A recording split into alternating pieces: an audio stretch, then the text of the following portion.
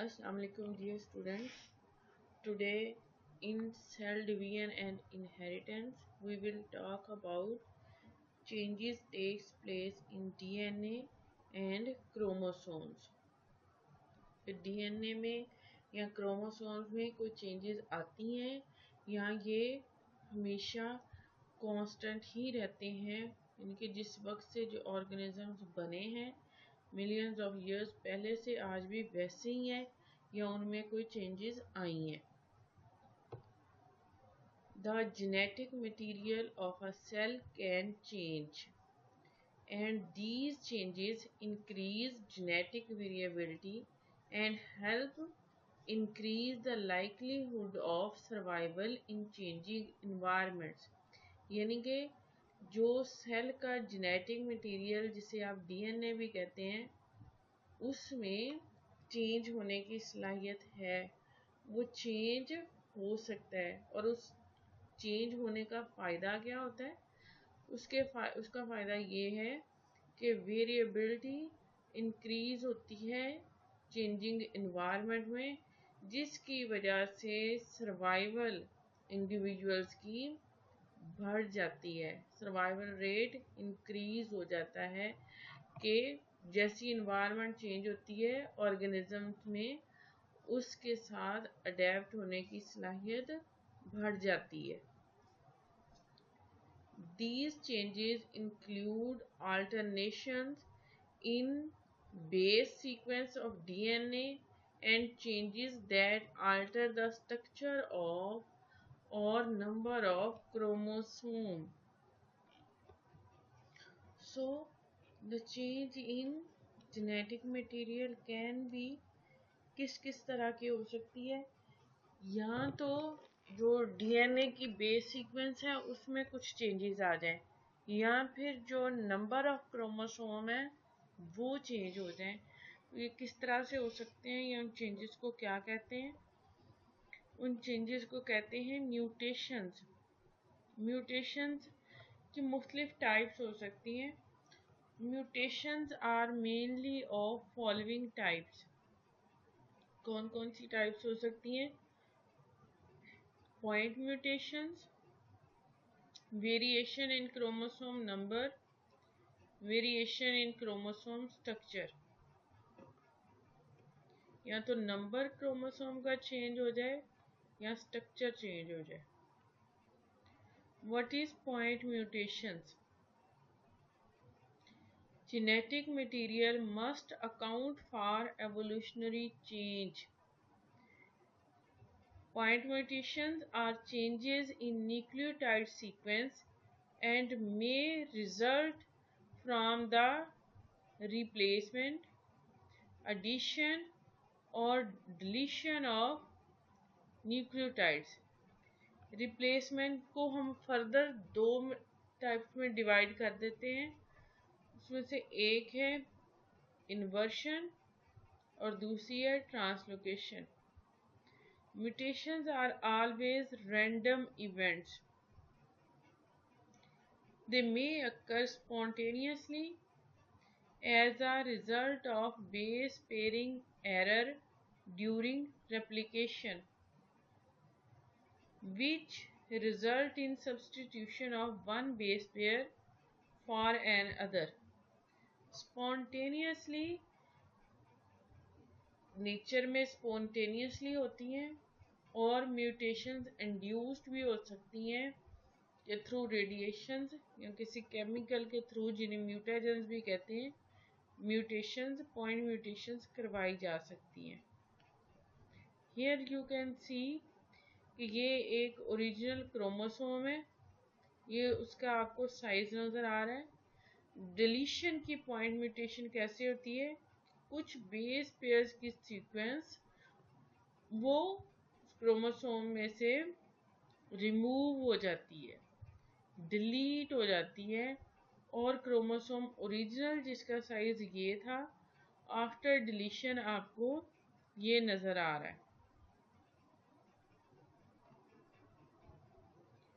Duplication इसमें क्या होता है? जैसे ये ओरिजिनल क्रोमोसोम आपको नज़र आ रहा है उसमें कोई specific area, specific base pairs 2 दफा आ जाते हैं, डबल हो जाते हैं, ठीक है, और उसको बोलते हैं डुप्लीकेशन। यानी कि होना तो इतना चाहिए था ये बेस पेयर्स, लेकिन वो रिपीट हो जाते हैं, डबल आ जाते हैं एक क्रोमोसोम के स्ट्रक्चर में। उसको हम नाम देते हैं डुप्लीकेशन का। इन्वर्जन, इन्वर्जन में क्या होता है, जो न्यूक्लियोटाइड्स या बेस पेयर्स क्रोमोसोम में जिस ओरिजिनल तरतीब से लगे होते हैं, इन्वर्जन में उनकी पोजीशन चेंज हो जाती है। जैसे कि ये आपको आपके सामने नज़र आ रहा है, म्यूटेड क्रोमोसोम में बेस पेयर के सीक्वेंस की जो पोजीशन है वो चेंज हो गई है। यानी कि रहते सेम क्रोमोसोम में जो बेस पेयर्स हैं या जीन्स हैं, रहते उसी क्रोमोसोम पे हैं, लेकिन वो अपनी जगह चेंज कर लेते हैं। ट्रांसलोकेशन, अब इसमें क्या होता है, इसमें ये होता है कि ये आपके सामने नज़र आ रहे हैं, आपको ओरिजिनल 2 क्रोमोसोम नज़र आ रहे हैं। एक क्रोमोसोम को नाम दिया गया है क्रोमोसोम नंबर 4 का, दूसरे को नाम दिया गया है क्रोमोसोम नंबर 20 का। अब आप ओरिजिनल साइज देखिए क्रोमोसोम नंबर 4 का और क्रोमोसोम नंबर 20 का, इसमें कितने जीन्स आपको नजर आ रहे हैं, 1 2 3 4 5। और क्रोमोसोम नंबर 20 में कितने नजर आ रहे हैं, 1 2 3 4। आफ्टर म्यूटेशन क्या हुआ है, ट्रांसलोकेशन के में क्या हुआ है, ये वाला जो जीन है वो क्रोमोसोम नंबर 4 से कट के जाके अटैच हो गया क्रोमोसोम नंबर 20 में। तो ओरिजिनली जो क्रोमोसोम नंबर 4 में 5 जीन्स थे, वो म्यूटेशन के बाद 4 रह गए, और क्रोमोसोम नंबर 20 जिसमें 4 जीन्स थे, वो म्यूटेशन के बाद कितने हो गए, 5 हो गए। ये आपके सामने आपको वन डायग्राम में सारी जो म्यूटेशन की टाइप्स हैं पॉइंट म्यूटेशन की वो नज़र आ रही हैं। There are 4 types of point mutation, जिनको हमने 1 बाय 1 पहले स्टडी भी किया है। वो क्या है, डुप्लीकेशन यानी कि एडिशन ऑफ या doubling of base pair sequence, deletion removal of base pair sequence, inversion change in position of base pair sequence, and translocation removal from one chromosome and addition of these base pairs or genes in the other chromosome, कि उनकी जगह ही change हो गई है, वो translocate हो गए हैं अपनी जगह से।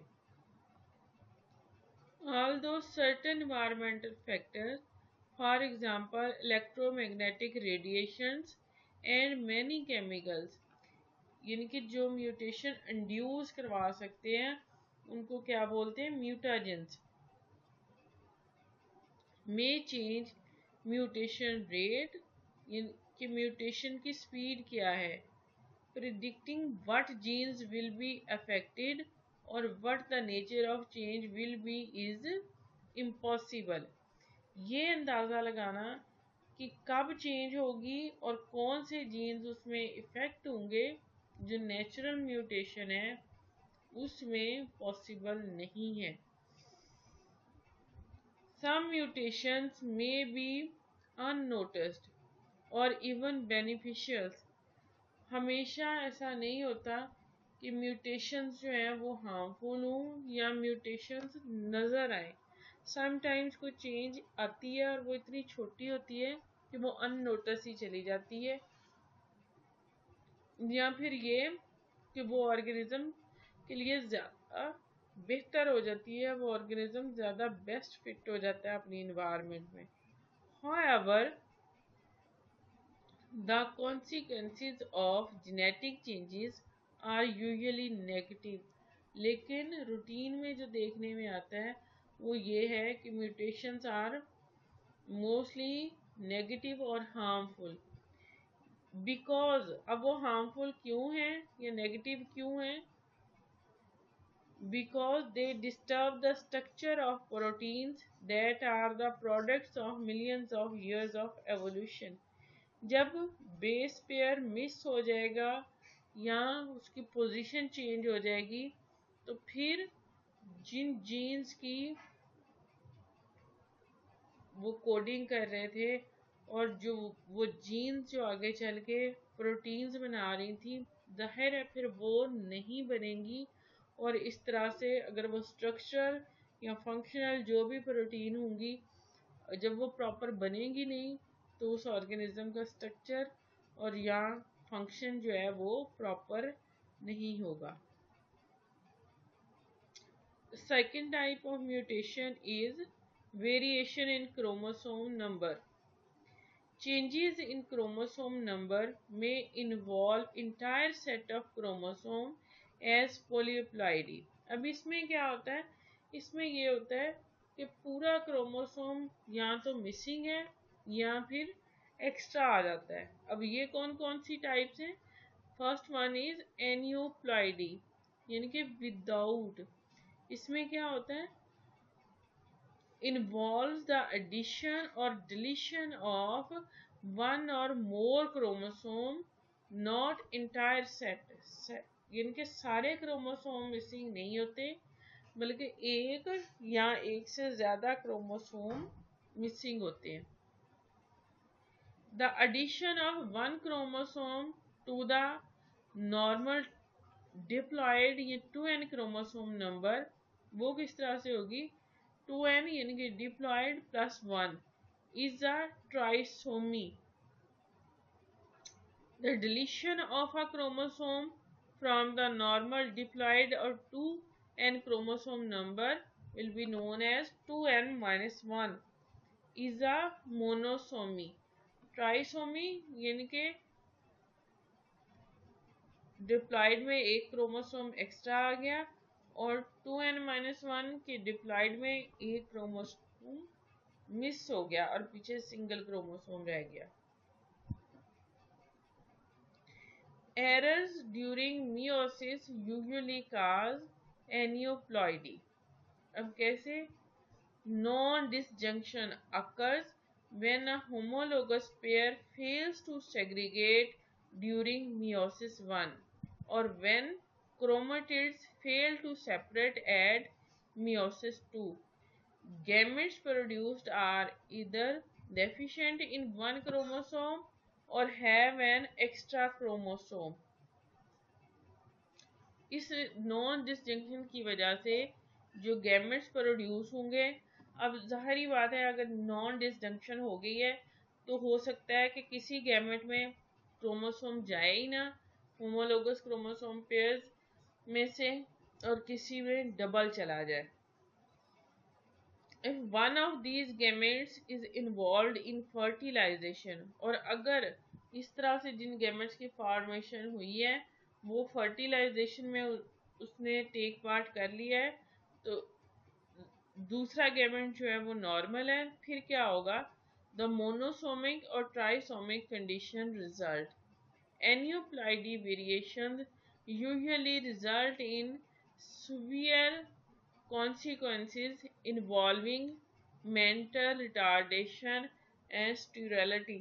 और उसके नतीजे में फिर क्या होता है कि वाज़ेह चेंजेस देखने में नज़र आती हैं जिससे मेंटल रिटार्डेशन और फर्टिलिटी इन ऑर्गेनिजम्स की ख़त्म हो जाती है, कम हो जाती है।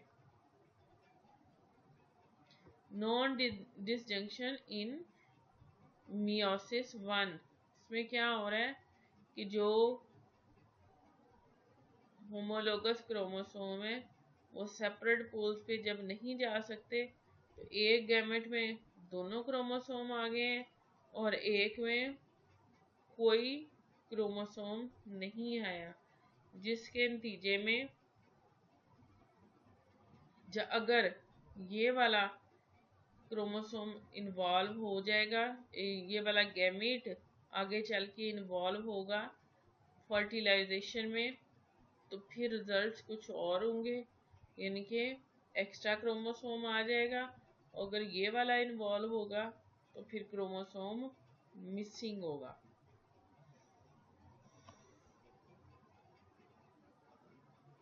और अगर यही होता है मियोसिस 2 में, उसमें क्या होता है कि जो क्रोमेटिड्स हैं वो एक दूसरे से सेपरेट अगर नहीं हो पाते, तो उसके नतीजे में फिर सेम प्रॉब्लम होगी कि एक गैमेट के पास कोई क्रोमेटिड नहीं आएगा और एक के पास दोनों चले जाएंगे, और इस तरह से नॉर्मल गैमेट्स की फॉर्मेशन नहीं होगी, और एज अ रिजल्ट जो इंडिविजुअल बनेगा वो भी नॉर्मल नहीं होगा।